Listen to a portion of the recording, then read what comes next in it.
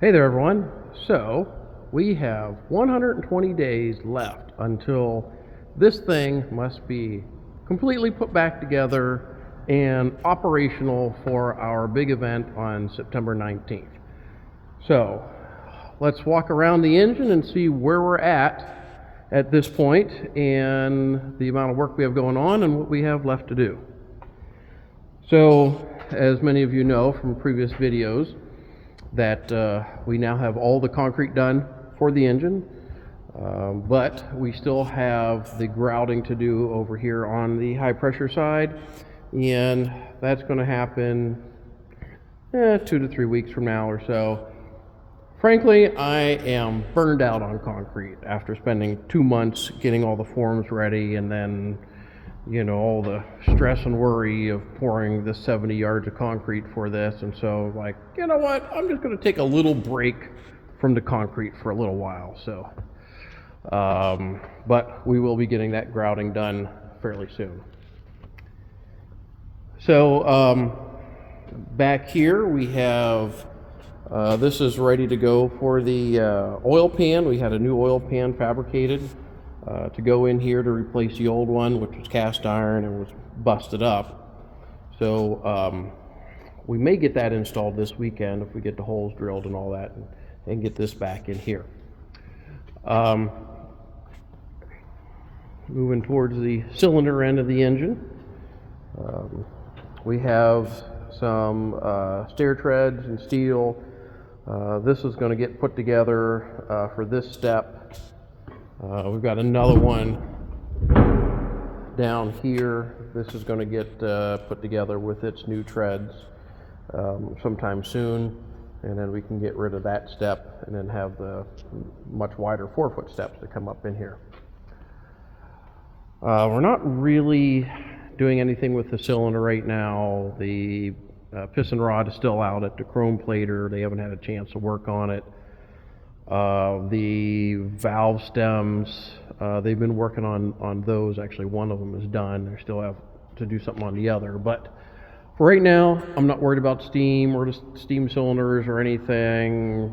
We're focusing on things that rotate and getting the electric motor drive in so that we can demonstrate all the functions of the engine until we get around to doing the steam side. So over here on the high pressure side, just today I pulled the drill back because it was sitting up this way, and I moved it out of the way when we were thinking of doing this trench here for the exhaust line. But since we're not going to do that right now, so we pulled this back into position, and then we just have to wire the contactor box up for it so that we can get this thing working, because I think we're going to be needing this here fairly soon for all the stuff we have to make. So one thing I'm doing here, this platform, it's been sitting out front of the building since, I don't know, for a few months now, and it's a platform that's supposed to go up here so that we can put it here so that we can access the crane cab from anywhere in the building. But I was thinking about it. It's like, well, we have all this work that needs to be done back here in this corner, which involves digging this out and putting the foundation wall in, and then raising the floor level basically up to the height of the plywood here.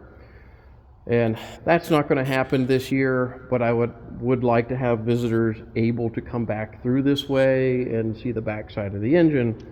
So we decided to take that platform and temporarily install it here with a set of steps and grading and handrails and all that. So I just have temporary steps here and just threw these old concrete forms down just so we can walk on this until we get all the materials in and get this built. But the reason we did this is so that when visitors here are here when the engine's running, you'll be able to get this close to everything and see the flywheel spin and all that from back here in this corner.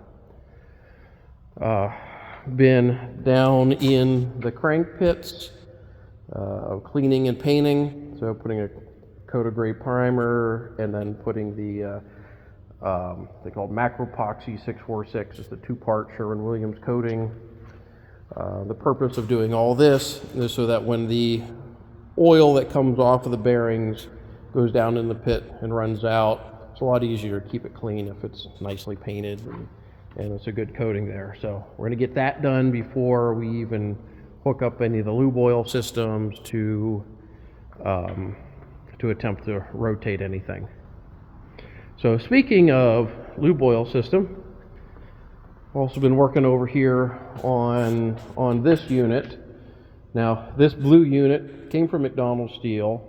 It was the lube oil system for one of their big frequency changers. We got it here and installing it to do the same job on the Todd. Now, we don't have three-phase power here, but we do have 250 volt DC. So the three-phase motor we cannot use, but we can use DC motors. So that motor there is a new one I just bought on eBay, and it will run the low pressure pump, which basically is the oil that goes out to all the oilers, that comes into the tops of the bearings and all that, which will be about 20 psi or so that'll go out to all the site feed oilers. The other one, that pump right there, is a high pressure pump that will feed underneath the main bearings and basically trying to float the journal with high pressure oil. So we don't have those bearings drilled and ported and all that yet for that, so not really worried about getting that all installed. But I had this DC motor, I brought it down to see if it would fit. Problem with DC motors is that they're a lot longer than their AC counterparts, and there's some clearance issues, so we're gonna work on that. All the controls on this are all single phase 120 volts, so we can just tie into the 120 volt system to run all the controls on this. So there is going to be a kind of an emergency engine stop feature with emergency stop switches in various different places tied into the overspeed trip, to the emergency stop valve that's on the steam side, and then it'll also tie into the contactors that run the DC motor for turning the wheel, and then also tied into the low oil pressure switch that's on this unit. So if there's any issue with running the engine, overspeed, lose oil pressure, somebody pushes the emergency stop switch, anything like that, the engine will shut down. It'll cut the steam line off, it'll take power away from the motor, and bring the engine to a stop. And then also this bell will ring. This bell here is one of those union switch and signal, they call them a teardrop style bell. And it was in the river pump house at McDonald Steel, down there hanging on the wall, and I guess it was an alarm for one of their pumps. So let me run it here for a second.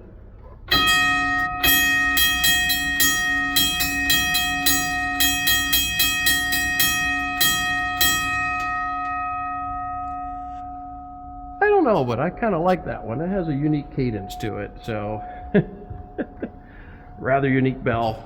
So that if you hear that thing ringing, that means there is some sort of issue with the engine, losing oil pressure, or someone pushed a button or whatever. So that'll be the part of the safety systems on this. So coming down this side, I haven't been doing too much over on this side lately, but out front here is that new oil pan. So a new fabrication we had made. It needs holes drilled on this side. I have to weld a 1.25 inch half coupling on the drain, And then we'll take this and install it over where I showed you earlier. Let's see, what else do we have? Anything going on around outside in the yard?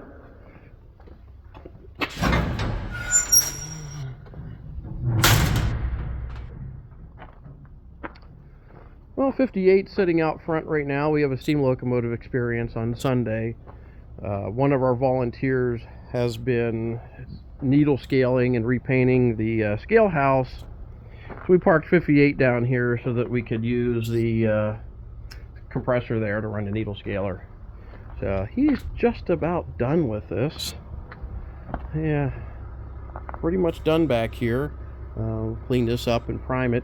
This is going to go in the building in the front as the stationary engineer's office. And in addition to that, we're going to put a platform up on top of this so that you can go up on top and then look down upon the front of the engine from the cylinder end, so that you can get a better overall view of the entire engine. And so we also have some new stair treads here for the new set of steps that'll go up on top of that. Brought this down. This was one of the buildings that we found over at McDonald Steel, and it's been here since we got it last year. And when we did this concrete, when we did the high pressure side, figured to bring it down here, and it's great for additional storage. The scissors lift has a little electrical issue, and we'll be taking care of that. The brushes on the pump motor went bad on it, so we'll get that fixed up and get that back in service, because we're going to need that for doing work up on the building this year. And I don't know, not much else going on back here in the yard. Haven't really been spending much time back here. Spending all that time trying to get the Todd engine operational for this fall. As far as I know, the railroad is in fully operational condition. The electric switch machine and all that, it has its permanent power supply restored to it, so all that works. The track is in great shape. All the equipment's in pretty good shape. The tank car is full of water. We've got 3 tons of coal on site. We're ready for the season. So the first, I think, 4 Sundays here are booked up, 4 people per Sunday for the steam locomotive experiences.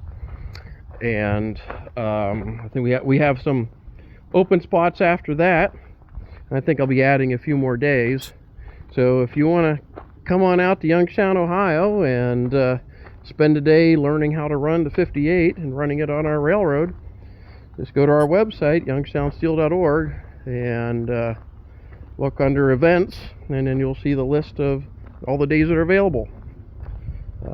You won't regret it. Everyone that comes out and runs 58 enjoys the experience.